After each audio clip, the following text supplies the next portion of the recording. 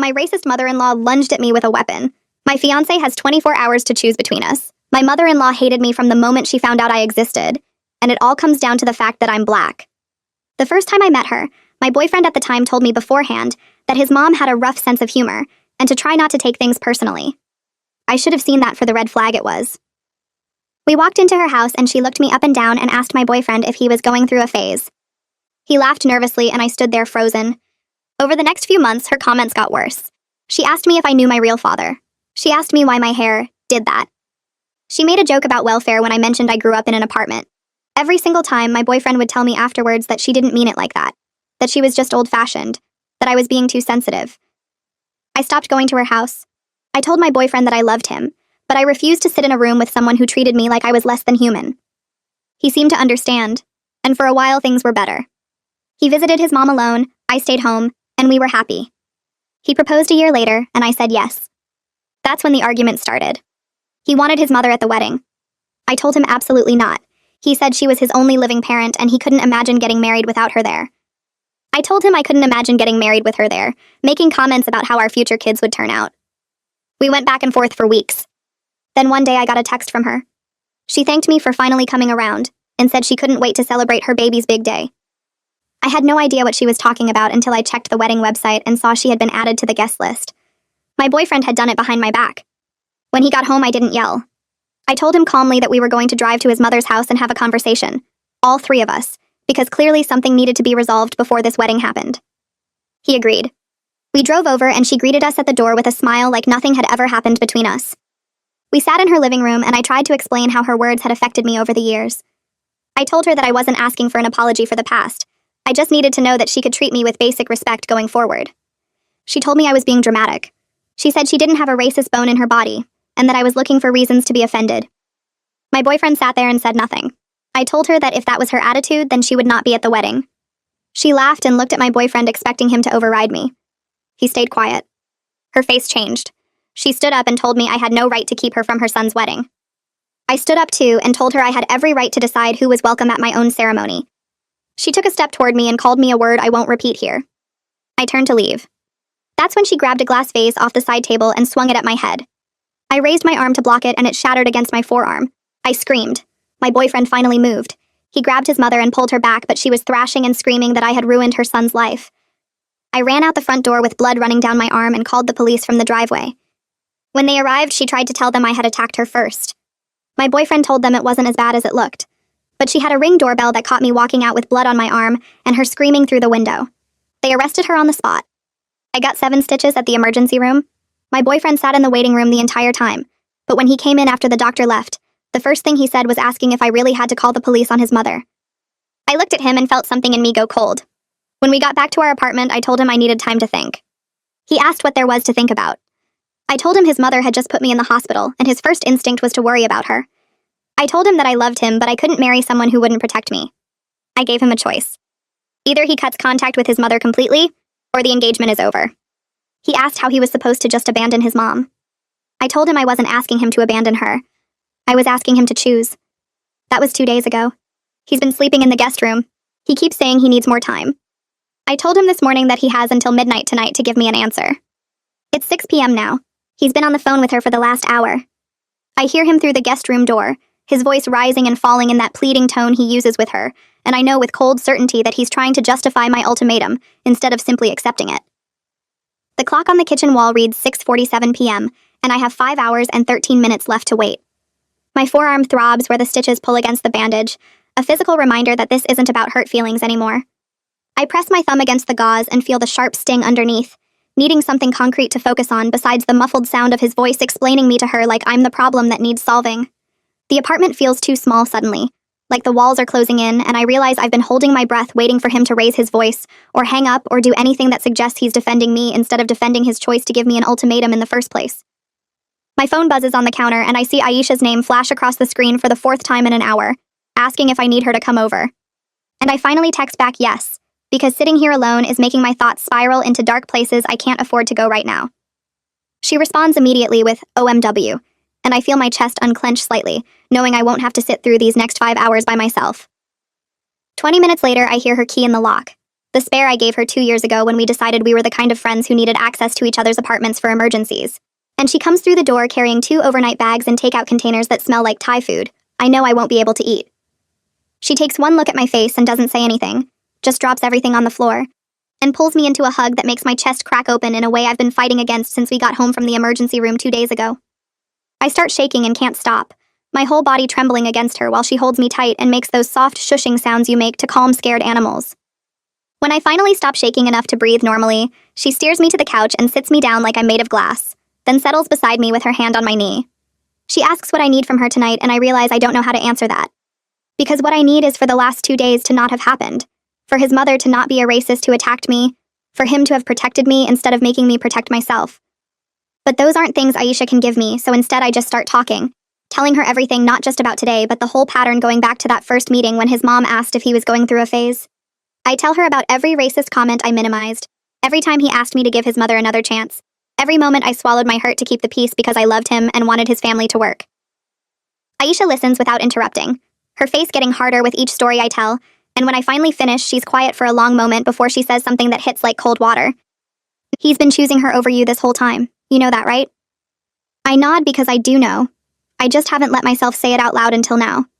Haven't let myself acknowledge that the pattern was there from the beginning, and I just kept hoping it would change.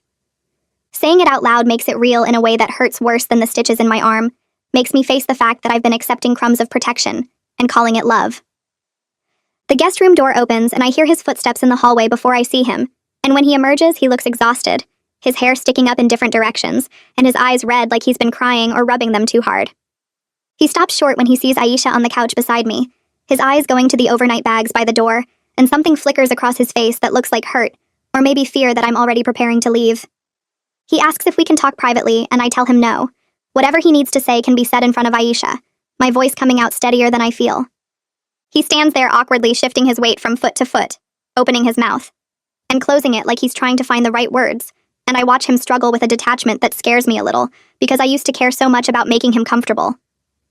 Finally, he says his mother wants to apologize to me directly, and thinks if we just talk this through, we can work it out as a family. And the words are so absurd, given that his mother put me in the hospital 2 days ago, that I actually laugh. It comes out sharp and bitter, a sound I don't recognize as my own, and he flinches like I've hit him.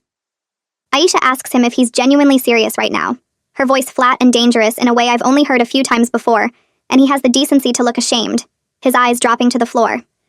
I tell him I don't want to hear what his mother wants. I want to know what he's decided about my ultimatum, and he says he needs more time to figure out how to handle this situation. I remind him that the situation is simple. He cuts contact with her completely, or we're done. There's no handling or figuring out required, just a choice. He argues that I'm asking him to abandon his only living parent, and I feel anger flash hot in my chest, cutting through the numbness I've been wrapped in. I tell him no, I'm asking him to protect his partner from someone who tried to hurt me, and there's a difference between abandoning someone and refusing to enable their racism and violence. Aisha stands up and tells him he should go back to the guest room. Because this conversation is going nowhere, and I don't need the stress right now, and he looks at me hoping I'll contradict her, hoping I'll ask him to stay and talk this through. But I just turn away and stare at the wall, at the small nail hole where we used to have a picture of us hanging before I took it down yesterday, and I listen to his footsteps retreat and the door close again. The clock reads 7:23 p.m., and I feel like I'm watching my life end in slow motion, like I'm standing outside myself observing the death of the future I thought I was building.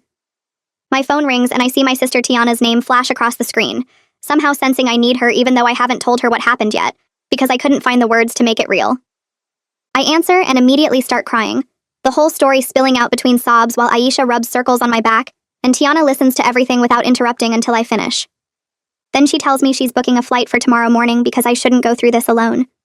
And I feel grateful and heartbroken that my family has to rally around me like this, that his failure to protect me means mine have to step in. Tiana asks practical questions about the apartment lease and wedding deposits, things I haven't let myself think about because they make this too real, force me to consider the logistics of untangling a life we built together. I tell her we're both on the lease with 4 months remaining. We've paid deposits on a venue and photographer totaling almost $8,000, and I have no idea how to untangle our finances because everything is joint accounts and shared credit cards. She says we'll figure it out together and that money is replaceable, but my safety and dignity aren't, which makes me cry harder because she's right, but it doesn't make the loss hurt any less. After I hang up with Tiana, Aisha suggests we watch something mindless on TV to distract me from clock watching, but when she turns it on, I can't focus on anything except the silence from the guest room. At 8:15 p.m., I hear him on the phone again, his voice muffled through the door, and I wonder if he's calling his mother back or talking to friends for advice on how to handle the impossible choice I've given him. Aisha sees me staring at the guest room door and physically turns my face toward her, her hands gentle, but firm on my cheeks, and she reminds me that his choice isn't about me. It's about who he is as a person, and whether he's capable of being the partner I deserve. I watch the clock change to 8:47 p.m. and my phone buzzes. Detective Brendan Larson's name lights up the screen and I answer on the second ring. His voice comes through professional but warm, the kind of tone that makes you feel like someone actually cares about what happened to you. He tells me my mother-in-law has been formally charged with assault and battery, that the arraignment is scheduled for next week, and that the case is moving forward regardless of what happens between me and my fiancé. I feel something loosen in my chest, knowing the legal system is taking this seriously, even if my fiancé couldn't. Detective Larson asks if I feel safe at home, and whether she's tried to contact me, and I tell him about the guest room situation, about the ultimatum I gave with 5 hours left until midnight. The line goes quiet for a moment, and then he says something that makes me sit up straighter. He says I hadn't thought about that, but now that he said it, I realize how much I need that barrier between us, something official that says she can't come near me ever again. He gives me the number for a victim advocate named Denise and tells me she can help me file the paperwork if I want. I save the number in my phone and thank him, my voice shakier than I want it to be. After we hang up, I stare at Denise's contact information for a full minute before I call her. She answers right away and her voice is gentle in a way that makes my throat tight. She asks about my injuries and how I'm doing emotionally, never pushing but making it clear she's there if I need help. I tell her about the stitches and the fear that lives in my stomach now, the way I keep replaying that moment when the vase came at my head. She listens without interrupting, and then explains how the restraining order process works, how it would legally prohibit any contact from my mother-in-law, and what happens if she violates it. The conversation is practical and calming, and by the end I agree to meet her tomorrow morning at the courthouse. Having something concrete to do besides wait for midnight feels like a lifeline I didn't know I needed. At 9 p.m., I pick up my phone and text my fiancé that I'm going to bed early, that the deadline is still midnight and it's not negotiable. My finger hovers over the send button for 3 seconds before I press it. His response comes back in under a minute asking if we can please talk face-to-face before the deadline. I read his message twice and feel anger flash through me because we've been talking for 2 days and he still hasn't made a choice. I type back that I've said everything I need to say, and the choice is entirely his now. Then I turn my phone face down on the nightstand. Aisha appears in the doorway and asks if I need help getting ready for bed, even though we both know I won't sleep tonight. I nod anyway because the routine of it feels normal, and I need normal right now. She helps me change into pajamas and brings me water and makes sure my phone charger is plugged in, all these small acts of care that make me want to cry. She tells me she's setting up camp on the couch to stay with me through the night, and I don't argue because the thought of being alone right now feels impossible. I lie in our bed, my bed maybe after tonight, and stare at the ceiling in the dark. The streetlight outside casts shadows across the room, and I trace them with my eyes while my mind circles through every moment I should have walked away. The first time she asked if I was going through a phase and he laughed instead of defending me. The first time she made a comment about my hair, and he told me afterward she didn't mean it like that. The first time I swallowed my hurt to keep the peace and trained him to think my pain was negotiable. I wonder if staying through all those smaller violations made him think the big ones were acceptable too. If my silence taught him that his comfort mattered more than my safety. Then I catch myself and force the thought away because his mother's violence isn't my fault no matter how many red flags I was ignored. I knew something was wrong and I kept hoping it would get better instead of demanding better from the start. The regret sits heavy in my chest, but underneath it is something harder, something that feels like clarity. I see now what I couldn't see before, that love without protection isn't really love at all. Around 10 p.m., I hear the guest room door open and footsteps move down the hallway. My whole body goes tense listening, and then I hear the apartment door close with a soft click. He's leaving with an hour and a half until the deadline, and I don't know if that means he's made his choice, or if he's running away from making one. Aisha comes to check on me seconds later, her face worried in the dim light from the hallway. I tell her he left and we both sit there wondering what it means. Part of me wants to text him and demand to know where he's going, but I force myself to leave my phone on the nightstand. I set this boundary and I have to hold it even though the uncertainty is killing me. Aisha sits on the edge of the bed and takes my hand, her grip warm and steady. She doesn't tell me it will be okay because we both know it might not be. We just sit there in the dark while the clock ticks toward midnight, and my future hangs in the balance. My phone stays silent and every minute that passes feels like an hour. I try to imagine what he's doing right now, where he went, whether he's choosing me or her. The not knowing is worse than almost anything else. I must drift off at some point because I wake to Aisha gently shaking my shoulder and whispering that it's 11:30 p.m. My heart starts hammering before I'm fully awake and I grab my phone off the nightstand. No messages, no missed calls, no indication of where he went or what he's decided. The screen is blank except for the time glowing up at me like a countdown. Aisha asks if I want her to stay in the room with me for the final 30 minutes, and I nod because I can't trust my voice right now. She climbs onto the bed next to me and we sit with our backs against the headboard, both of us staring at the bedroom door like we can will him to appear. My hands are shaking and I clasp them together in my lap to make them stop. Every sound from outside makes me jump, thinking it's his car pulling up or his footsteps on the stairs. But the minutes keep ticking by and he doesn't come home. At 11:40, I start to accept that maybe he's not coming back at all, that his absence is his answer. The thought makes something crack open in my chest, but I don't let myself cry yet because there are still 7 minutes left. At 11:47 p.m., I hear the apartment door open and my whole body goes rigid. His footsteps come down the hall and stop outside the bedroom door. There's a long pause where I can hear him breathing on the other side, and then he knocks softly. He asks if he can come in, and his voice sounds rough, like he's been crying. I look at Aisha, and she squeezes my hand once before standing up to leave us alone. She gives me a look that says she'll be right outside if I need her, and then she slips past him into the hallway. The door opens wider, and he stands there looking completely wrecked. His eyes are red and swollen, his clothes are rumpled like he's been pulling at them, and his hair is standing up in places like he's been running his hands through it for hours. He doesn't move from the doorway, and I don't tell him to come in. We just look at each other across the room while the clock on my nightstand changes to 11:48. He finally steps inside and closes the door behind him, then sits on the edge of the bed about 3 feet away from me. His hands are shaking as he runs them over his face, and when he starts talking, his voice breaks on the first word. He tells me he drove to his mother's house to tell her in person that he's cutting contact, that what she did was unforgivable, and he can't have a relationship with someone who hurt me. He describes her reaction, and I watch his face crumple as he talks.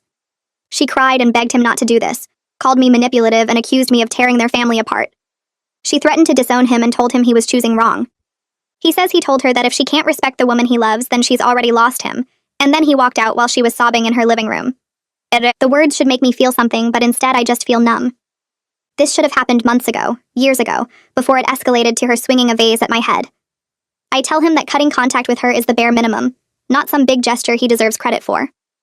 My voice comes out flat and cold, and I watch him flinch. I ask him why it took me almost dying for him to finally choose me, and he flinches again at the words almost dying, but he doesn't argue with how I'm describing it.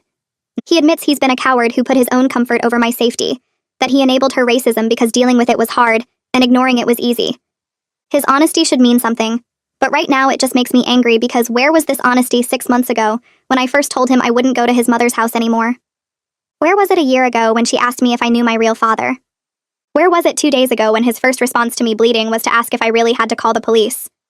He says he understands if cutting contact isn't enough, that he knows he enabled her and failed to protect me in every way that mattered. His hands won't stop shaking and he clasps them together like I did earlier. He tells me he's already been researching therapists who work with couples on racial issues and family problems, that he's willing to do whatever work is necessary to become the partner I deserve. I ask him why I should believe this time is different from all the other times he promised to set boundaries with her. He opens his mouth and closes it again, and I watch him struggle to find an answer. Finally, he says the only thing he can say, that almost losing me showed him what he was really choosing every time he made excuses for her. That seeing me run out of that house with blood on my arm made everything clear in a way nothing else could. It's not a good enough answer, but maybe there isn't a good enough answer for what he let happen.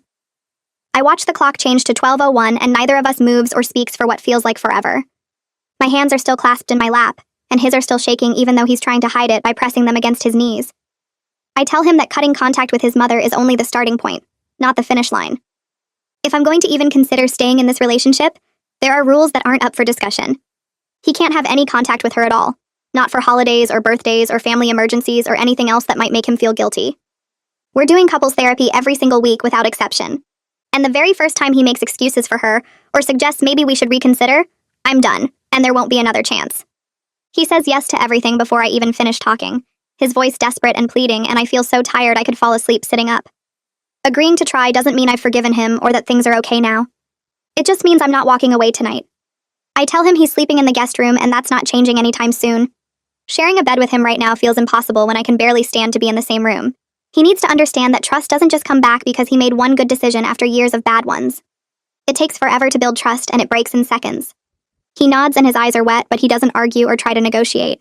He asks if he can hug me and I say okay, even though every muscle in my body goes stiff when his arms come around me. I stand there like a statue until he lets go and walks toward the door. When it closes behind him, I hear Aisha's footsteps coming down the hall. She sits next to me on the bed and asks what I need, and I tell her I need someone to tell me if I just made the biggest mistake of my life by not ending this right now. Aisha stays with me until after 2 in the morning and we talk through everything. She's angry at him in a way that makes me feel protected, but she also says she gets that I still love him, and that love doesn't just disappear because someone hurt you. She's worried he'll do great for a few weeks and then slide back into old patterns when things calm down and the crisis doesn't feel so immediate anymore. She doesn't tell me what to do, which I appreciate because everyone else would probably just say to leave. Instead, she helps me figure out what I actually need from him, which is proof through his actions over time, not just pretty words he's saying because he's scared.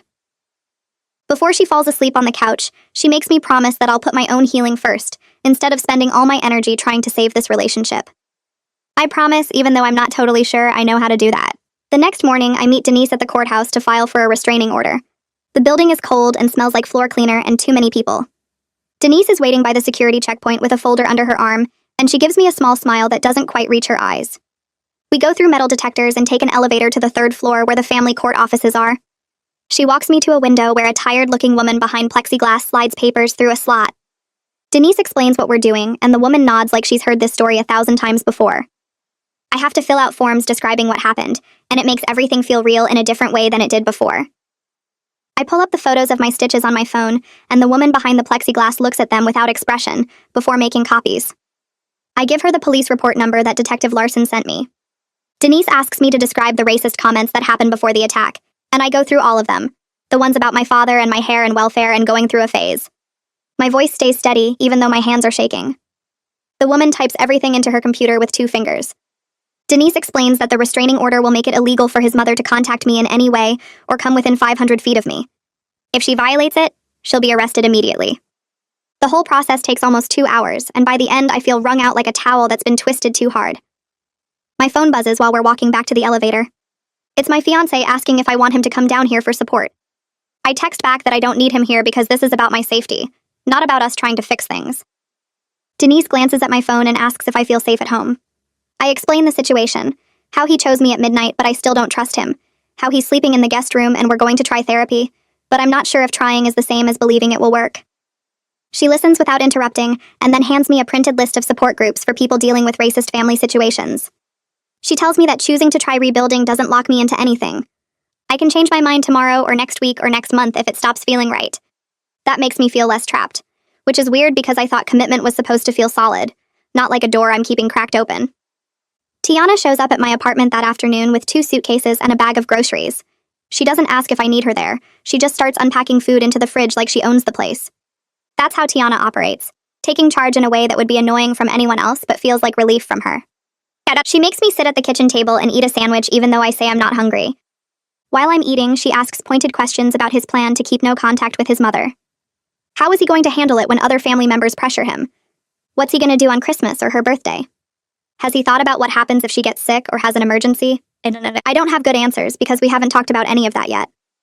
Tiana's face tells me she thinks I should have gotten more details before agreeing to try. She's not mean about it, but she's skeptical in a way that feels protective instead of judgmental.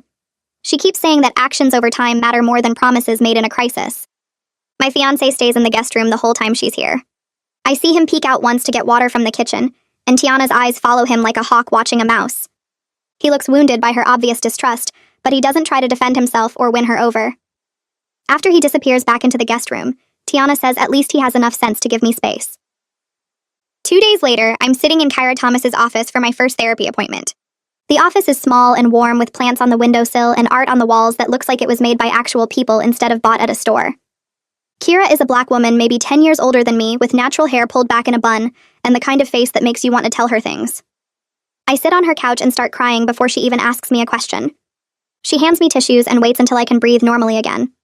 She asks what I need from therapy, and I tell her I need to figure out if I'm staying with him because I actually love him or because I'm scared of being alone after putting so much time into this relationship.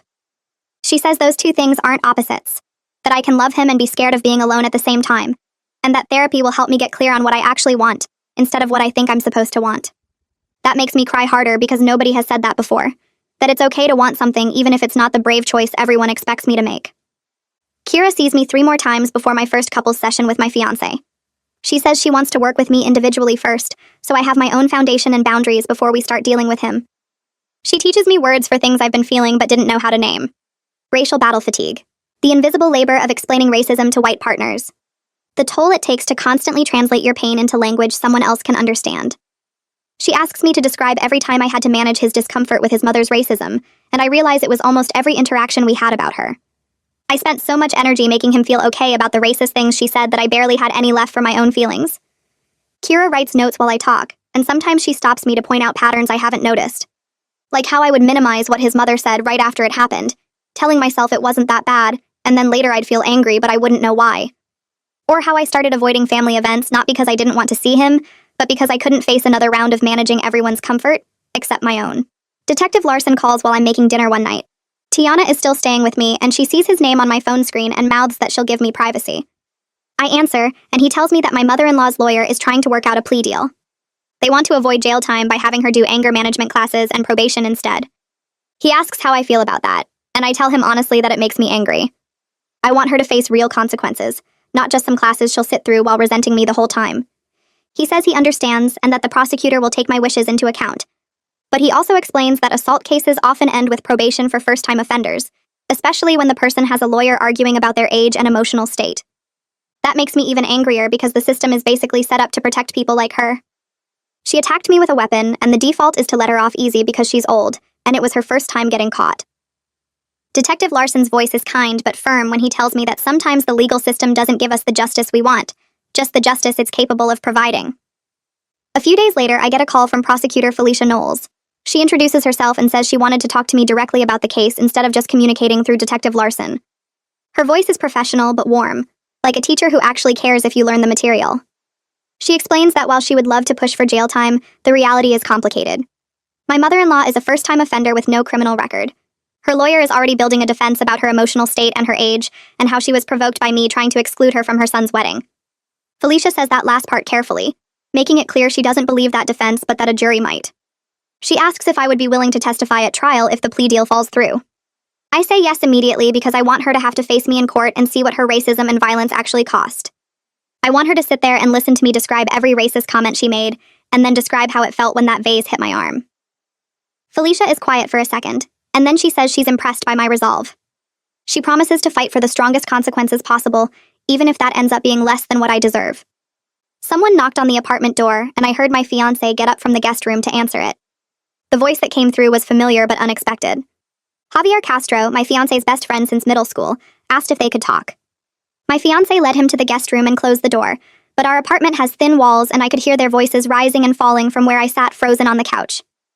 Aisha looked at me and mouthed, asking if I was okay. I nodded, even though I wasn't sure. The conversation went on for over an hour, sometimes quiet and sometimes loud enough that I caught phrases like, "You let this happen," and "she could have died," and "what kind of man?" I tried not to listen, but I couldn't help it. When the guest room door finally opened, I expected Javier to leave, but instead he came to find me in the kitchen where I was pretending to make tea. He stood in the doorway looking uncomfortable and asked if we could talk for a minute. I said okay, and Aisha gave us space by going to the bedroom. Javier sat down at the kitchen table and told me he was sorry. No, he said he'd witnessed some of the racist comments his mother made at family gatherings over the years, and he never said anything because he thought it wasn't his place to get involved. He said he was wrong about that. He told me that silence was the same as agreeing with her, that by not speaking up, he'd been part of the problem. His honesty caught me off guard because most of my fiancé's friends had stayed completely out of this situation. I told him I appreciated him saying that, and that speaking up now, to his friend about the pattern of enabling behavior, was exactly what good friends should do. He nodded and said he told my fiancé that if he backslides even once on the no-contact promise, he'll lose respect for him permanently. Javier stayed a few more minutes and explained what happened in the guest room. He said he confronted my fiancé about the pattern of minimizing and excuse-making that went back years. He said my fiancé broke down crying and talked about how ashamed he was of letting things get this bad, how he knew he'd failed me in every way that mattered. But Javier made it clear that shame without action means nothing. No. He said his friend needed to understand that this wasn't about one bad moment. It was about choosing comfort over protecting the woman he claimed to love. I felt something loosen in my chest hearing that someone else in my fiancé's life was holding him accountable beyond just me. It made me feel less alone in demanding change. After Javier left, I sat at the kitchen table for a long time thinking about how many people had watched this happen and said nothing. How many family gatherings where someone could have spoken up but didn't. How my fiancé had a whole network of people who knew his mother was racist, and they all just let it continue because it was easier than confronting her. The anger came back fresh and hot. My phone rang the next afternoon and the caller ID showed the wedding venue. I'd been dreading this call because I knew we had to make decisions about our date 6 months away. The coordinator was friendly and professional when I answered. She asked if we were still planning to use the venue on our scheduled date. I took a breath and explained that we weren't canceling, but we needed to reduce the guest list significantly, and we might need to postpone. She was quiet for a second, then asked if everything was okay, and I didn't know how to answer that, so I just said we were dealing with some family complications. She said she understood and that postponement was possible, but there would be fees involved. She started listing numbers and I felt my stomach drop. I realized how many practical problems came with trying to rebuild a relationship instead of just ending things cleanly. If I broke up with him, I could cancel everything and split the losses. But trying to make it work meant rearranging our whole lives while everyone watched. The coordinator asked if I wanted to schedule a time to come in and discuss options. I told her my fiancé would handle all the vendor communications and financial penalties from here on out. She said that was fine and to have him call her. After we hung up, I felt embarrassed about having to explain this situation to strangers. And the wedding coordinator didn't need to know that his mother attacked me, or that I almost called off the engagement. But somehow having to deal with the practical details made it all feel more real and more humiliating. Tiana stayed for the whole week, and during that time, I watched my fiancé trying in ways I could actually see. He spent hours on his laptop researching therapists who specialized in racial dynamics and white fragility. He ordered books about anti-racism and left them on the coffee table where I could see the titles. He gave me space when I needed it, but also made it clear he was committed to doing the work. Tiana watched all of this carefully without saying much. She made breakfast every morning and asked me how I was sleeping. She stayed up late talking with me about whether I was making the right choice. The night before she had to fly back home, we sat on the couch after my fiancé had gone to bed in the guest room. She told me that effort was good, but consistency over months would be the real test. She said right now he was scared and motivated by the fear of losing me, but that fear would fade, and then we'd see if the changes stuck. She said she'd support whatever I decided, but that I needed to keep my eyes open and my boundaries firm. The next morning, I drove her to the airport and we sat in the parking garage for 20 minutes before her flight. She hugged me tight and told me to call her anytime, day or night. I watched her walk into the terminal and felt scared about navigating this without her steady judgment. She'd been my anchor all week, and now I had to figure out how to trust my own decisions again. 2 weeks after the attack, I walked into the couples therapist's office with my fiancé. We'd chosen a therapist who specialized in interracial relationships and family conflict. The waiting room was small and quiet. When the therapist called us back, she introduced herself and led us to her office. She had us sit on opposite ends of a couch, which felt symbolic. She asked us each to describe what we wanted from counseling. I went first because I'd been thinking about this answer since we made the appointment. I told her I needed him to understand the full weight of what his enabling had cost me. Not just the physical attack, but the years of racist comments I'd endured while he made excuses. I said I needed him to prove through actions that he'd genuinely changed and wasn't just scared of losing me. When it was his turn, he said he wanted to understand how to be a better partner and how to take apart the patterns he'd learned from his family. He said he wanted to learn how to protect me the way he should have from the beginning. The therapist wrote notes while we talked. When we finished, she looked at both of us and said we had a lot of work ahead. She explained that couples therapy after trauma was complicated and that we'd need to address both the immediate crisis and the patterns that led to it. She said the first few sessions would focus on establishing safety and trust. She asked if we were both committed to the process even when it got uncomfortable. We both said yes. The next session happened a few days later, and this time the therapist asked me to describe specific incidents of his mother's racism and his response to each one. I started with the first time we met when she asked if he was going through a phase.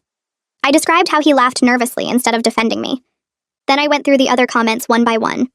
The question about my father, the comment about my hair, the welfare joke. Every time I described an incident, I also described how he reacted, how he told me not to take it personally, how he said she was old-fashioned, how he asked me to give her another chance. My fiancé sat next to me on the couch, and I watched his face while I talked. He started crying when I got to the part about that final visit to her house. I described feeling alone in that living room while she called me that word, and he just sat there frozen. The therapist asked him what he was feeling in that moment when his mother used that slur.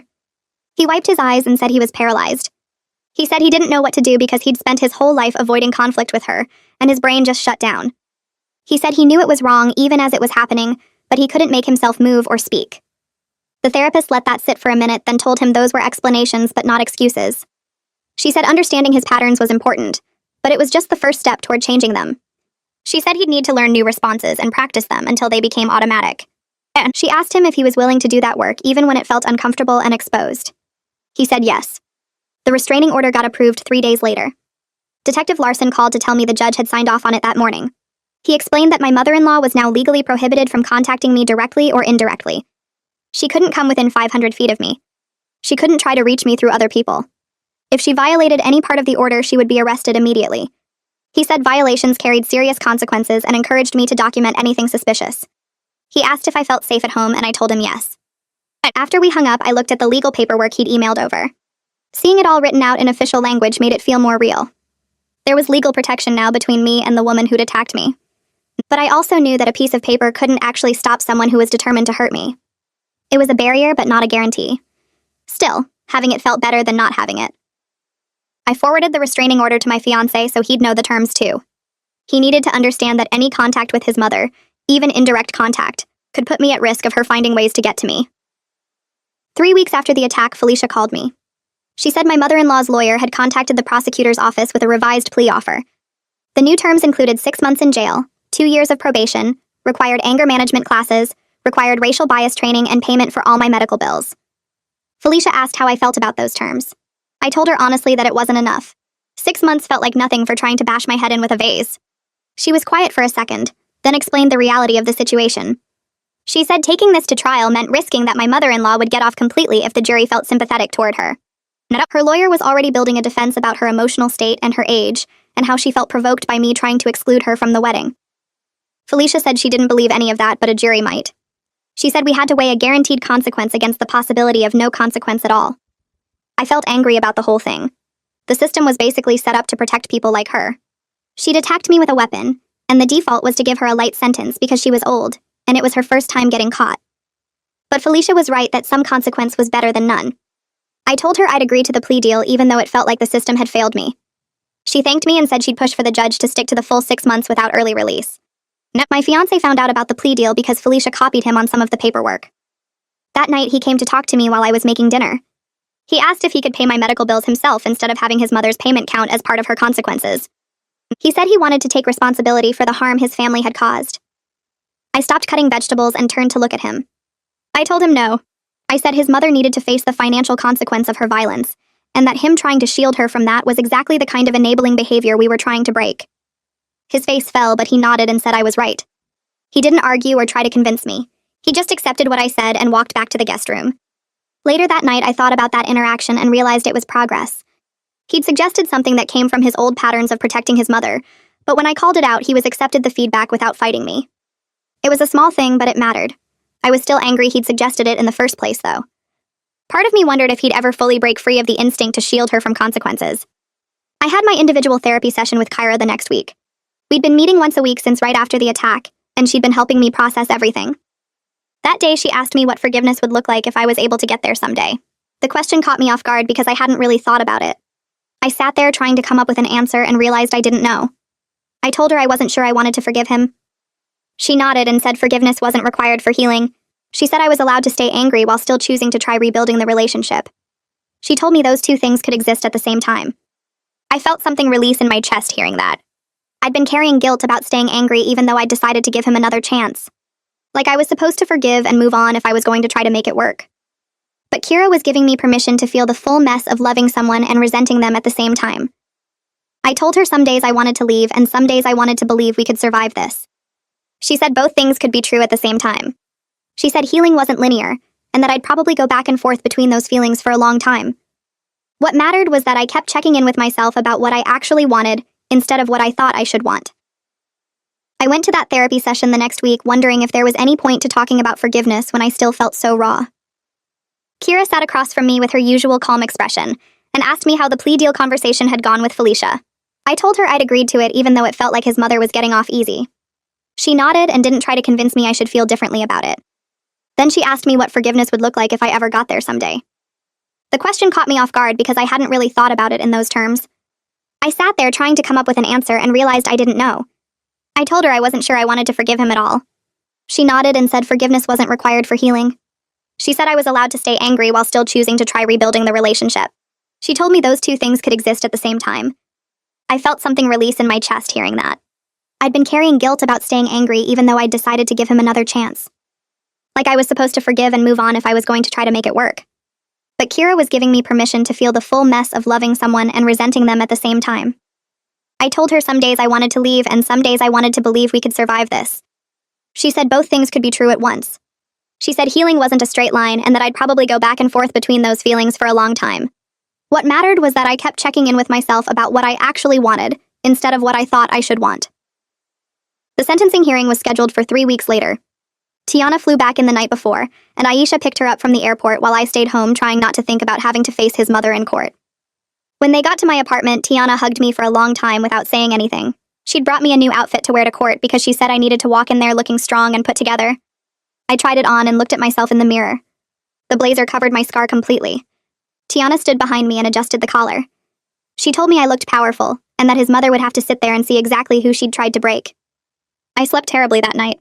Every time I closed my eyes, I saw that vase coming at my head. I kept waking up with my heart racing and my arm throbbing even though the stitches were long gone. Aisha had crashed on the couch again, and around 3 a.m., she came into my room and climbed into bed next to me without asking. She just held my hand in the dark until I finally fell asleep. The courthouse was downtown in one of those old buildings with marble floors and high ceilings that made every sound echo. We got there early, and Felicia met us in the hallway outside the courtroom. She was wearing a sharp gray suit and carrying a thick folder of paperwork. She asked me how I was holding up, and I told her honestly that I felt sick. She said that was normal and that I didn't have to look at his mother during the hearing if I didn't want to. But I told her no. I wanted to look right at her when I read my statement. I wanted her to see my face and know that I wasn't afraid anymore. Felicia smiled slightly and said that was exactly the right attitude. She explained what would happen during the hearing. The judge would review the plea agreement, ask his mother some questions, and then give me a chance to read my victim impact statement before announcing the sentence. She said his mother's lawyer would probably try to paint her as a confused old woman who made a mistake, but the evidence was too strong for that narrative to work. The Ring doorbell footage and the police report made it clear what had actually happened. We walked into the courtroom and I saw his mother sitting at the defense table with her lawyer. She was wearing a pale blue cardigan and had her hair done nicely like she was going to church. She looked small and harmless sitting there. Nothing like the woman who'd swung that vase at my head. My fiancé was sitting in the back row by himself. He'd asked if he could come for support, and I told him he could be there but not sit with us. I didn't want his mother to see us together and think we were some united front. Tiana sat on one side of me and Aisha on the other. I could feel both of them radiating protective energy. The judge came in and everyone stood up. She was a black woman, probably in her 50s, with glasses and a no-nonsense expression. Something about seeing her made me feel slightly safer. She reviewed the plea agreement out loud and asked his mother if she understood the terms. His mother said yes in this small, quiet voice that made her sound like a victim. The judge asked if she understood she was pleading guilty to assault and battery. His mother hesitated and her lawyer whispered something to her. Then she said yes again. The judge looked at Felicia and asked if the prosecution wanted to add anything before victim impact statements. Felicia stood up and gave a summary of the case. She described the months of racist harassment leading up to the attack. She talked about the vase shattering against my arm and the 7 stitches I'd needed. She mentioned the Ring doorbell footage that showed me leaving with blood running down my arm. She said this wasn't just a family dispute, but a violent hate crime motivated by racism. His mother's lawyer objected and said that was inflammatory language. The judge overruled him and told Felicia to continue. Felicia finished by saying that 6 months in jail was actually lenient given the severity of the attack and the clear evidence of premeditation. Then she sat down and the judge looked at me. She asked if I had a victim impact statement I wanted to read. I stood up and my hands were shaking so hard the paper rattled. Tiana reached over and squeezed my arm once before letting go. I walked to the front of the courtroom and stood at the podium facing the judge. I could feel his mother's eyes on me, but I didn't look at her yet. I started reading my statement. I'd written it over the course of several days with Kira's help. It described every racist comment his mother had made from the first time I met her. It talked about how her son had enabled her behavior by making excuses and telling me I was too sensitive. It explained how I'd tried to set boundaries by refusing to visit her house anymore, but she'd still found ways to make me feel unwelcome in the family. Then it described that night in her living room when she'd called me that word and attacked me with the vase. I talked about the physical scar on my arm that would never fully fade. I talked about the panic attacks I'd started having. I talked about how I couldn't feel safe in my own relationship anymore because the person who was supposed to protect me had failed so completely. My voice stayed steady through most of it, but cracked near the end when I talked about how her racism had tried to destroy not just me, but any chance of a healthy future for her son. When I finished, I finally looked directly at his mother. She was staring at the table in front of her with her jaw clenched tight. Her face was red and her hands were folded, so tightly her knuckles were white. I watched her for a long moment, waiting to see any sign of remorse or understanding. She looked up and met my eyes, and what I saw there was pure resentment. Not guilt or shame or regret. Just anger that I dared to speak about her this way in public. She looked at me like I was the problem, and she was the victim. Like I'd ruined everything by refusing to accept her treatment silently. I felt something cold settle in my chest seeing that expression. She hadn't learned anything. She didn't think she'd done anything wrong. She just resented getting caught and facing consequences. I walked back to my seat and sat down between Tiana and Aisha. Tiana leaned over and whispered that I'd done amazing. But I barely heard her because I was still processing what I'd seen in his mother's face. The judge asked his mother if she wanted to say anything before sentencing. Her lawyer stood up and said his client deeply regretted the incident and had been attending counseling to address her anger issues. He said she was a first-time offender and a senior citizen who'd acted out of character due to stress about her son's wedding. He asked for leniency and suggested probation instead of jail time. The judge looked at him with this flat expression and said the plea agreement had already been negotiated, and she wasn't interested in relitigating it now.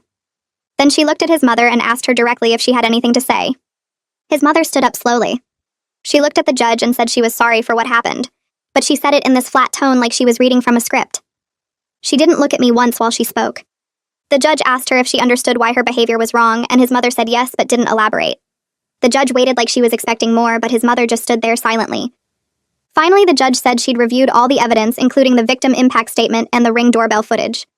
She said this was clearly a premeditated attack motivated by racial animus. She said she was accepting the plea agreement and sentencing his mother to 6 months in county jail, followed by 2 years probation. She said his mother would also be required to complete anger management classes and racial bias training. She said the restraining order would remain in effect, and any violation would result in immediate arrest. Then she told the bailiff to take his mother into custody. I watched as the bailiff walked over and his mother stood up looking shocked like she hadn't actually believed this would happen. The bailiff put handcuffs on her wrists and his mother's face crumpled. She looked back at her lawyer like he could fix this somehow. Then she looked past me to where my fiancé was sitting in the back row. She called out his name in this desperate voice. I heard him make a sound behind me, but he didn't respond to her. The bailiff led her toward a side door and she kept looking back over her shoulder at my fiancé. Right before she went through the door, she looked at me one more time. The resentment was still there, mixed with something that looked like hate. Then she was gone and the door closed behind her. The judge stood up and left through her chambers. Felicia came over and asked if I was okay. I told her I was fine, but I felt numb. She said that was a normal response and that the sentencing had gone exactly as planned. She reminded me that the restraining order was still active and that I should contact the police immediately if his mother tried to make any contact after her release. Then she shook my hand and left. Tiana and Aisha walked out of the courtroom with me between them like bodyguards. My fiancé was standing in the hallway looking wrecked. His eyes were red and he was leaning against the wall like he needed the support to stay upright. He started to walk toward me, but Aisha stepped forward and shook her head. He stopped and just stood there watching us leave. We got outside and the sunlight felt too bright after being in that dim courtroom. I stood on the courthouse steps trying to process what had just happened. I'd watched his mother get taken away in handcuffs. I'd seen her face and knew without any doubt that she still didn't think she'd done anything wrong. Part of me had hoped that facing consequences would make her understand. But seeing that resentment in her eyes confirmed what I'd already known deep down. She was never going to change or apologize or accept responsibility. The satisfaction I'd expected to feel watching her get sentenced wasn't there. Instead, I just felt tired and sad and angry all at once. We went to lunch at a place near the courthouse because none of us wanted to go home yet. I ordered food I couldn't eat and pushed it around my plate while Tiana and Aisha talked about the hearing. Tiana said the judge had been fair, and that 6 months was actually reasonable given how the system usually handled first-time offenders. Aisha said she was glad I'd read that statement and made his mother sit there and hear exactly what she'd done. I listened to them talk but couldn't really focus on the words. I kept seeing his mother's face when she looked at me. That expression of pure resentment like I'd personally wronged her by existing and refusing to accept her racism. My phone buzzed with a text from my fiancé asking if I was okay and if we could talk later. I didn't respond. I needed time to process everything before dealing with him and his feelings about watching his mother get taken away. That night, after Tiana and Aisha had gone home, my fiancé knocked on the bedroom door and asked if he could come in. I told him yes because I knew we needed to talk about what happened. He sat on the edge of the bed and looked at me with this devastated expression. He asked if I wanted to talk about the hearing. I told him I needed him to sit with the fact that his mother showed no remorse. I said she still thinks I'm the problem, and that nothing about today changed her mind. He nodded and said he knew. He said watching her refuse to take responsibility made him see her clearly for the first time. His voice broke when he said it. I asked him why it took this long. I asked him why he couldn't see who she really was, until after she'd put me in the hospital and gotten sentenced to jail. He didn't have a good answer. He just kept saying he was raised to excuse her behavior, and that unlearning that was harder than he expected. He said his whole childhood he'd been taught to ignore her comments and smooth things over. He said he'd internalized the idea that keeping the peace was more important than calling out wrong behavior. I listened to him explain, but it didn't make me less angry. Understanding why he'd enabled her didn't erase the damage that enabling had caused. 4 weeks passed after the sentencing. We fell into a routine of therapy twice a week and careful distance the rest of the time. He stayed in the guest room and gave me space. He didn't push for physical affection or try to act like things were normal. He just existed quietly in the apartment doing his own therapy homework and reading books about racism that Kira had recommended. I watched him trying, and part of me wanted to acknowledge the effort. But another part of me was still so angry that it had taken his mother going to jail for him to finally do this work. One night I was lying in bed unable to sleep, and I realized I was tired of sleeping alone. Not because I wanted physical intimacy, but because the bed felt too empty, and I was exhausted from being hypervigilant all the time. I got up and walked to the guest room. He was still awake reading by the lamp. I stood in the doorway and told him he could sleep in our bed again. His face lit up with hope, and I immediately crushed it by saying there would be conditions. I told him I was going to put pillows between us like a barrier, and he wasn't allowed to touch me unless I initiated it. He agreed without hesitation. He followed me back to the bedroom, and I arranged 3 pillows down the middle of the mattress, creating a clear division. We both got into bed on our separate sides. I lay there in the dark, hyper-aware of his presence just feet away. I could hear him breathing and feel the slight movement of the mattress when he shifted position.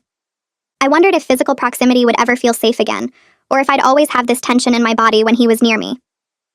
In the morning, I woke up before him and saw he was still on his side of the pillow barrier. He'd respected the boundary completely. When he woke up, he looked at me and started to say thank you for letting him back in the room. I cut him off and told him he hadn't earned gratitude yet. I said this was just the chance to keep proving himself, and that one night of respecting boundaries didn't mean everything was fixed. He nodded and said he understood. Then he got up and went to make coffee without trying to hug me or act like this was some kind of breakthrough. I appreciated that he didn't try to make it into more than it was. Our next couples therapy session was that afternoon.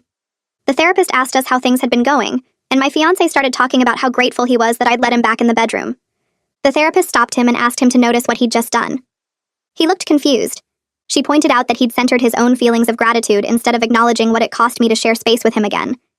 She said this was a pattern she'd noticed where he made his discomfort or relief the focus of conversations that should be about my experience and healing. He looked stunned, like he'd never noticed this before. She asked him to sit with that discomfort without requiring reassurance from me. I watched him struggle with it. His face went through several expressions like he wanted to apologize or explain, but he stayed quiet. The therapist turned to me and asked how I felt about him sleeping in the room again. I told her honestly that I felt tense and hyper-aware and not sure if I'd made the right choice. She nodded and said those feelings were completely valid. She said I was allowed to change my mind at any point if it became too much. Then she looked at my fiancé and told him that his job was to respect whatever I needed without making it about his feelings of rejection or hope. She said he needed to learn to sit with discomfort without requiring me to manage his emotions while I was processing my own trauma. The rest of the session focused on communication patterns. The therapist gave us exercises to practice where he had to listen to me describe my feelings without defending himself or explaining his intentions. She made him repeat back what he'd heard to prove he was actually listening instead of just waiting for his turn to talk. It was harder for him than I expected. He kept wanting to jump in with explanations or reassurances. The therapist had to stop him multiple times and remind him that his job right now was just to listen and understand. By the end of the session, he looked exhausted from the effort of holding himself back. The therapist told us this was progress even though it felt hard. She said change takes time and that I was allowed to decide at any point that it wasn't enough. Hearing her say that out loud made me feel less trapped. I'd been carrying this fear that choosing to try meant I had to see it through no matter what. But she was giving me permission to keep evaluating whether this relationship was actually serving me or just draining me. Progress was slow over the next few weeks. Some days I wanted to scream at how much emotional labor I was still doing. I was the one who had to explain why his comments hurt. I was the one who had to educate him about racism while processing my own trauma. I was the one who had to manage his feelings of guilt and shame while trying to heal from what his mother had done. It felt unfair that I was doing this much work when he was the one who'd failed me. But the therapist kept reminding me that I didn't have to do this work.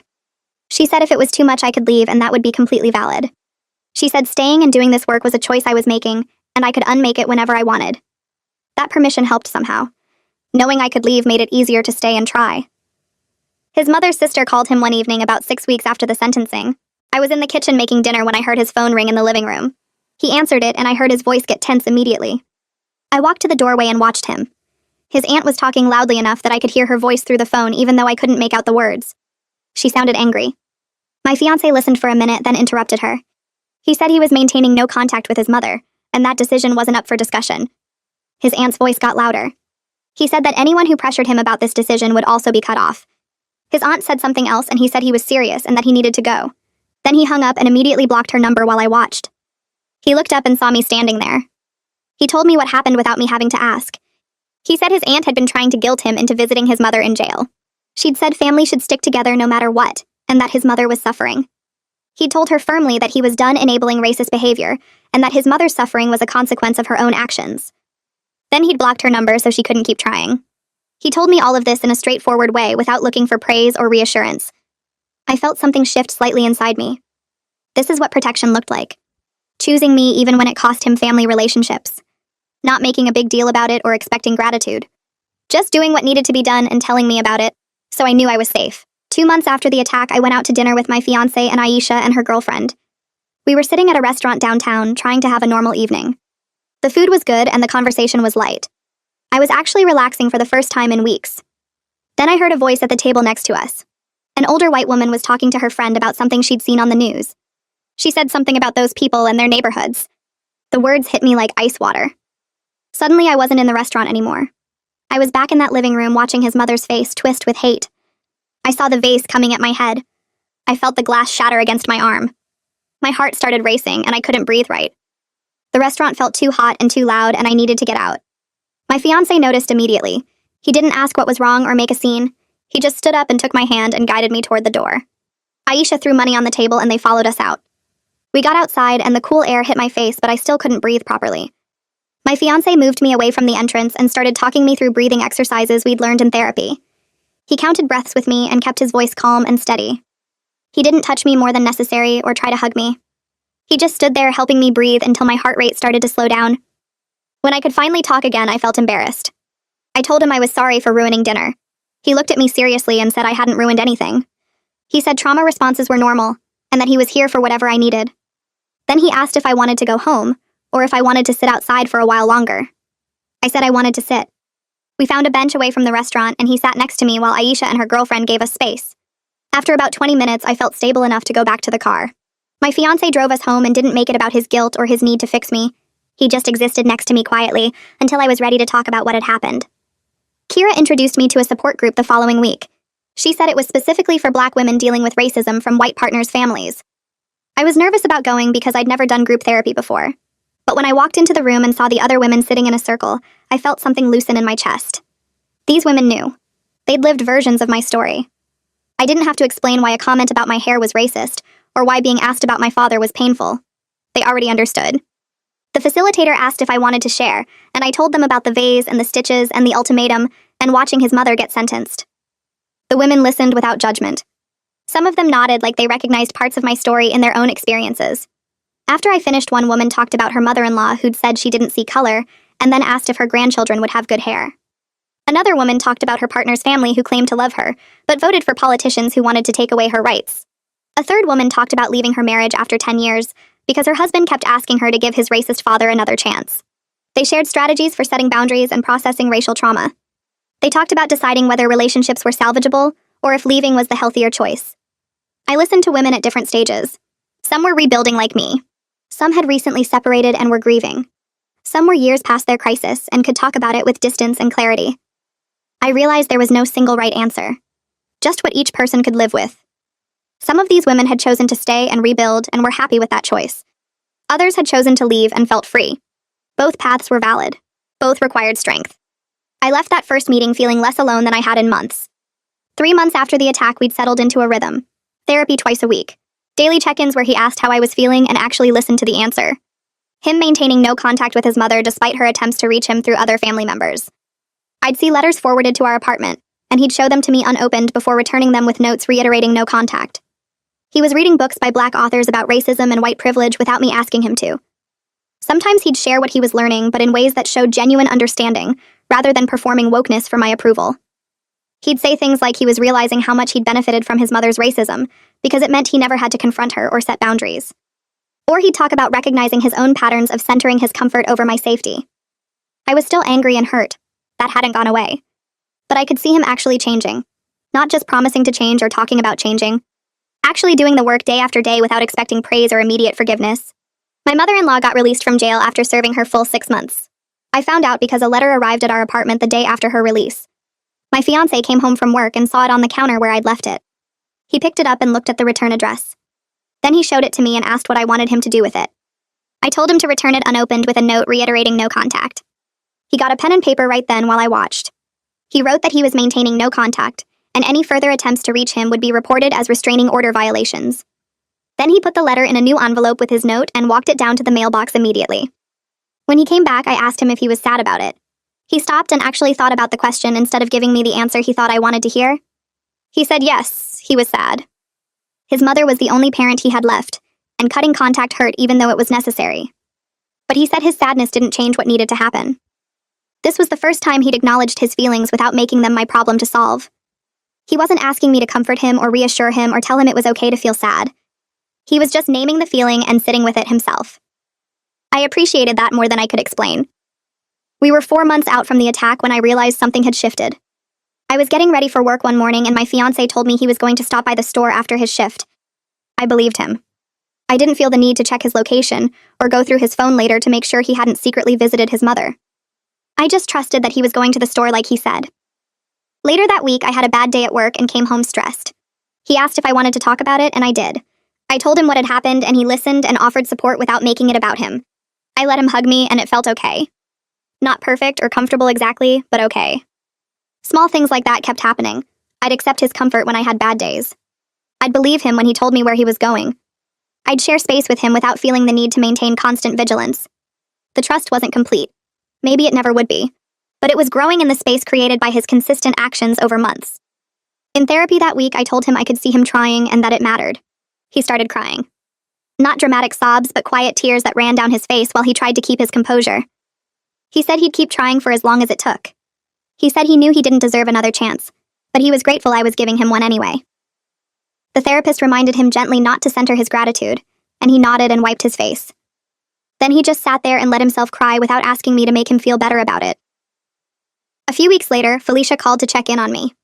Her voice on the phone had that professional warmth I'd come to recognize from prosecutors who actually cared about their cases beyond just winning. She asked how I was holding up and if I felt safe, the kind of questions that made me realize she saw me as a person, and not just a case number. I told her I was doing okay, that my fiancé and I were working through things in therapy, and that he'd maintained no contact with his mother. She made a sound like she was nodding on the other end of the line, then told me something that made my stomach drop. My mother-in-law had violated her probation by trying to contact my fiancé. She'd sent him another letter despite the restraining order and the explicit terms of her probation that prohibited any contact with either of us. Felicia said the violation had resulted in additional penalties, including extended probation and mandatory additional counseling sessions. I told her about the first letter he'd returned unopened and how he'd handled it exactly the way I needed him to. Felicia said his response was perfect, and that the fact his mother kept trying to reach him showed she hadn't learned anything from the consequences she'd already faced. She asked again if there had been any attempts to contact me directly, and I said no, just the attempts through him. Felicia told me to keep documenting everything and to call her immediately if anything changed. After we hung up, I sat with the phone in my hand feeling this strange mix of validation and exhaustion. The violation proved what I'd known all along, that his mother wasn't sorry and wouldn't change. But it also confirmed that my decision to require complete no contact wasn't an overreaction. She was still trying to manipulate her way back into his life, which meant she was still a threat. 5 months after the attack, we were sitting in couples therapy when something shifted in a way I hadn't expected. The therapist had been asking my fiancé about his feelings around the situation, and he started talking about being sorry for failing to protect me. We'd heard variations of this apology before, the same basic sentiment expressed different ways over months of sessions. But then he stopped mid-sentence and his face changed. He said he wasn't just sorry for failing to protect me. He said he was ashamed of the person he'd been who could witness racism happening right in front of him and choose his own comfort over doing what was right. The therapist leaned forward slightly and asked him what he was doing with that shame. He took a breath and told us he'd started volunteering with an organization that educated white people about racism and their role in dismantling it. He described going to workshops and facilitating conversations with other white people about bias and complicity, wanting to help others avoid making the same mistakes he'd made. I stared at him because this was the first I was hearing about any of this. He hadn't mentioned the volunteering or the workshops or any of it. The therapist asked him why he hadn't told me, and he said he didn't want it to seem like he was doing it for credit or to prove something to me. He said he was doing it because he needed to become a different person, not just act differently to keep me. I felt something crack open in my chest, this cautious hope that maybe the changes I was seeing weren't just surface level. The therapist asked me how I felt hearing this, and I told her it surprised me. I said it felt like evidence of actual internal change instead of just behavior modification designed to save the relationship. She nodded and asked if I trusted that the change was real, and I said I wasn't sure yet, but this was the first time I'd felt like it might be. The next session, we talked about the wedding that was supposed to happen in 7 months. I'd been avoiding thinking about it because every time I pictured walking down an aisle, I also pictured explaining to guests why his entire family wasn't there. My fiancé brought it up first, saying he didn't think we should go through with it on the original date. I felt my shoulders tense, waiting for him to say something about giving his mother another chance or finding a compromise.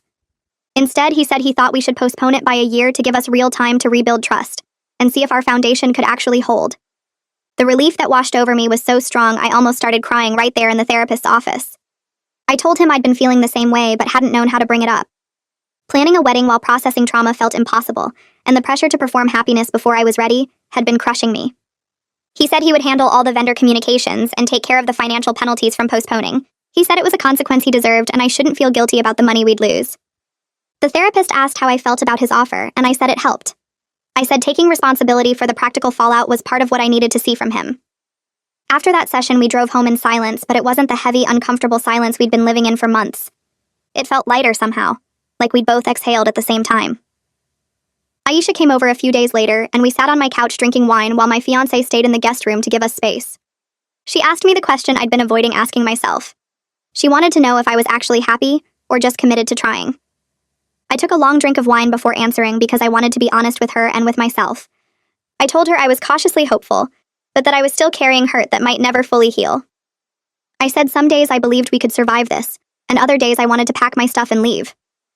She listened without interrupting, and when I finished, she told me that was completely fair. She said I could change my mind at any point if the relationship stopped serving me. She reminded me that staying wasn't a promise I had to keep forever, especially if he backslid or stopped doing the work.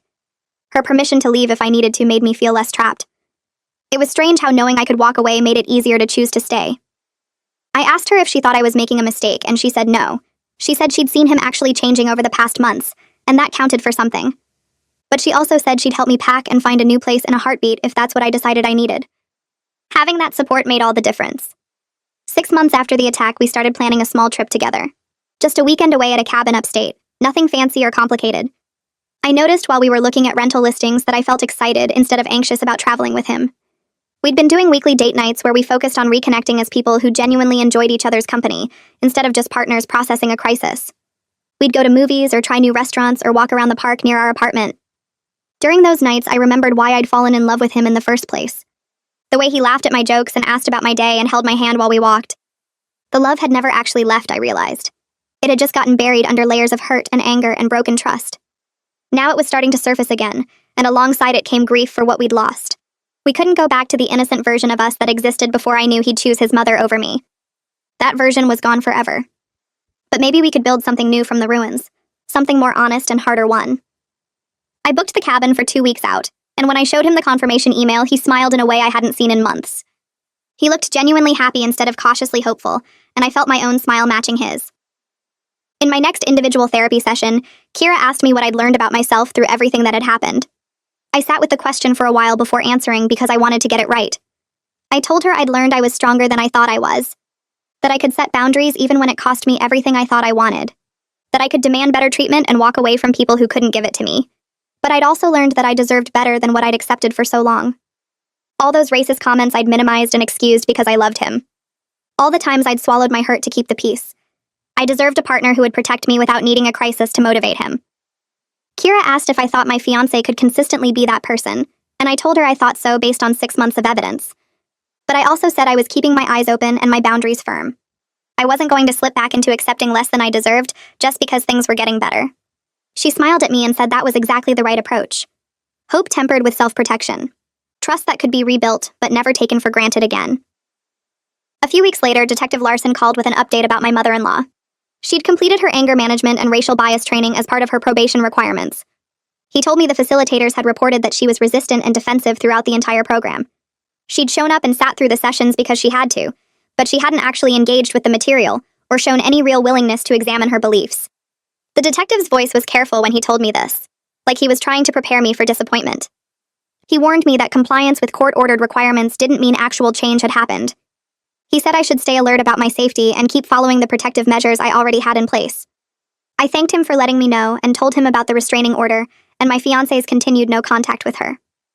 Detective Larson said those were exactly the right steps to take regardless of what happened with my relationship.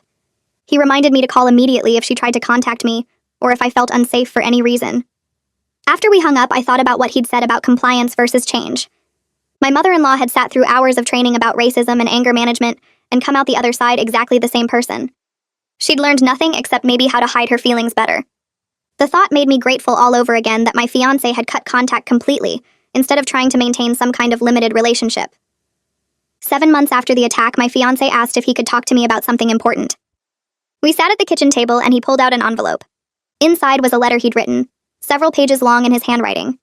He asked me to read it and then we could talk. The letter described everything he'd learned over the past months about racism and complicity and the ways he'd failed me. It talked about the work he was doing with the education organization and the books he'd been reading and the conversations he'd been having with other white people about their responsibility to do better. Then it asked if I would marry him. Not with grand romantic promises about forever or declarations that everything was perfect now. Instead, it asked if I would marry him with clear eyes about who he was now versus who he'd promised to be before. It acknowledged his failures and committed to ongoing work, rather than claiming he was fixed. I read the letter 3 times with tears running down my face. When I finally looked up at him, he was watching me with this expression of hope and fear mixed together. I told him yes, but that we were still waiting the full year before we resumed wedding planning. He agreed immediately without any hesitation or argument. He said he understood and that he'd wait as long as I needed. Then he asked if he could hug me, and I said yes, and let myself sink into his arms. Tiana flew in for a visit the following month. She'd been checking in regularly by phone, but she wanted to see us in person and ask her own questions. She spent time with both of us together and separately, and I could tell she was evaluating whether the changes were real. She asked my fiancé hard questions about his commitment to anti-racism work and what he would do if other family members pressured him about his mother. She wanted to know his specific plans and concrete actions, not vague promises about trying harder. His answers impressed me, even though I'd heard variations of them before. He described the workshops he was facilitating and the accountability group he'd joined with other white people working to dismantle their own racism. He talked about specific conversations he'd had with family members who'd tried to guilt him into reconciling with his mother and how he'd firmly shut down those attempts. He showed Tiana text messages where he'd set boundaries with relatives and blocked numbers when they wouldn't respect his decision. After she left, she called me from the airport. She said she was cautiously optimistic about our relationship. She reminded me that 7 months of good behavior didn't erase years of enabling, and that I should keep watching for any signs of backsliding. I told her I knew that. I said I was choosing to believe in the possibility of real change while still protecting myself. She told me she was proud of me and that she'd support whatever I decided. 8 months after the attack, I was getting ready for work one morning when I realized something. I'd gone an entire week without thinking about that night. Without replaying the moment she swung the vase or the feeling of glass shattering against my arm or the look on my fiancé's face when he asked if I really had to call the police. A whole week had passed where the trauma wasn't the first thing I thought about when I woke up, or the last thing on my mind before sleep. It felt like progress even though I knew the memory would never fully leave me. My arm still had a scar from the stitches, a thin raised line that would probably be there forever. A permanent reminder of what racism and enabling could cost. In therapy later that week, Kira asked how I felt about the scar. I looked down at my arm and traced the line with my finger. I told her it was proof I'd survived. Proof that I'd set boundaries even when it meant risking everything I thought I wanted. Proof that I was rebuilding my life on my own terms instead of accepting whatever crumbs someone else was willing to give me. She asked if I ever regretted calling the police that night, and I said no, not even once. That decision had set everything else in motion. Without it, I might still be making excuses and minimizing harm and pretending things would get better on their own. The scar was ugly, but it was honest, and I was learning to value honesty over comfort. We're getting close to 9 months since that night when my fiancé comes into the kitchen while I'm making coffee and tells me his mother's probation officer called him. She wants permission to attend a family funeral where he'll be there. I freeze with the coffee pot in my hand and wait for him to tell me he's thinking about it, that it's been long enough, that maybe we can try supervised contact. Instead, he says the request was denied because of the restraining order, and he wouldn't have gone anyway if they'd allowed her to be there. He says it without me having to ask, without me having to remind him of our boundaries, and I realize this is what real change looks like. Not grand gestures or crisis promises, but choosing my safety over family pressure when I'm not even in the room to witness it. I set down the coffee pot and look at him and feel grateful and sad at the same time. Grateful that he's finally the person I needed him to be. Sad that it took me getting hurt for him to get here. He asks if I'm okay, and I tell him yes, that I appreciate him telling me about it and handling it the way he did. We drink our coffee in comfortable silence, and I think about how different this moment would have been a year ago, when he would have agonized over the decision and made me feel guilty for keeping him from family events. Our final therapy session before taking a break from weekly appointments happens the next week. The therapist asks us each to describe where we are now compared to 8 months ago when we started coming regularly. I think about my answer for a minute before speaking. I tell her I'm healing and hopeful, but carrying scars that might never fully fade. I say I've learned to speak up for myself even when it's hard, and that I'm choosing this relationship with clear eyes instead of naive hope about who he might become. My fiancé goes next, and his voice is steady when he talks about learning that love requires action, not just feeling. He says his comfort isn't more important than my safety, and that he's committed to being worthy of my choice to stay. The therapist nods and tells us we've done hard work, and that taking a break from weekly sessions doesn't mean we stop working on our relationship. She reminds us we can come back anytime if we need support, and that the tools we've learned here are ours to keep using. Walking out of her office, I feel lighter somehow, like we've graduated from crisis management to actually building something sustainable. 10 months after the attack, we're sitting at the dining table with wedding magazines and a calendar spread out between us.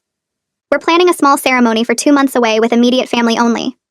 His mother's absence will be obvious to everyone, but we're not hiding it or making excuses. I'm sketching out ideas for my dress with long sleeves that will cover the scar on my forearm. Not because I'm ashamed of it, but because I want our wedding day to be about our future instead of our past.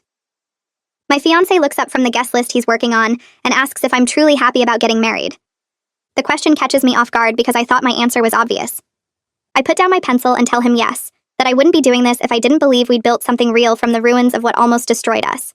I tell him I'm not pretending the hard parts didn't happen, but I'm choosing to believe in what we've created together through all the therapy and boundary setting and difficult conversations. He reaches across the table and takes my hand, and I let him, and we sit there for a minute just looking at each other before going back to planning. The night before our wedding, I'm at Aisha's place with her and Tiana, who flew in yesterday. We're drinking wine and talking about everything that's happened since that terrible night when his mother swung a vase at my head. Aisha brings up how I handled the whole situation, and Tiana agrees, saying they're both proud of the boundaries I set, and the work I demanded, and the healing I made a priority. I think about the woman I was back then, who accepted rough sense of humor as an explanation for racism, and compare her to who I am now. The woman who knows her worth and demands protection and refuses to make herself smaller for anyone's comfort. I tell them that surviving this made me stronger, even though I wish I'd never been tested this way.